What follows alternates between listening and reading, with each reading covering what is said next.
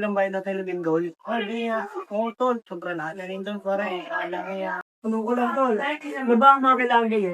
Kapag may linggoy. Tama na dapat mong gawin bago, habang at pagkatapos ka linggoy. Ito naman ang mga dapat na gawin bago lumindol. Hindi natin inaasahan ang isang lindol kaya naman dapat lagi tayong handa. Dapat lagi nating pinapatay ang mga appliances pagkatapos itong gamitin.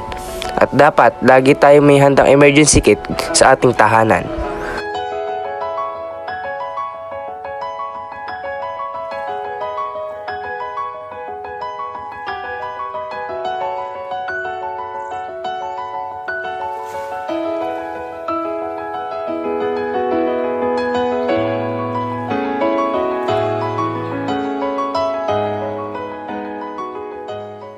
Ito naman ang mga dapat mong gawin habang lumilindol.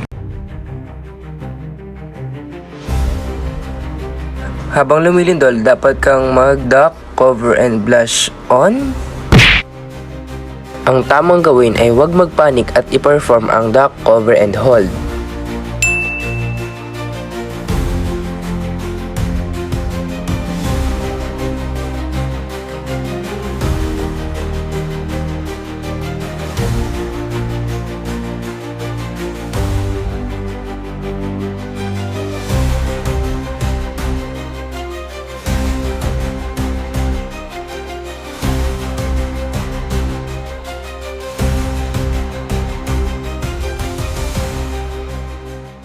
Ito naman ang mga dapat nating gawin pagkatapos lumindol.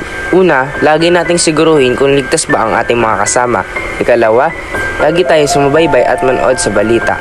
Ikatlo, huwag muna tayong bumalik sa ating mga tahanan dahil posible pang magkaroon ng aftershock. Ilang bahay at kalsada ang nasira at nagkabitak-bitak dahil sa magkasunod na pagyanig ng malakas na lindol sa Visayas at Mindanao kanina.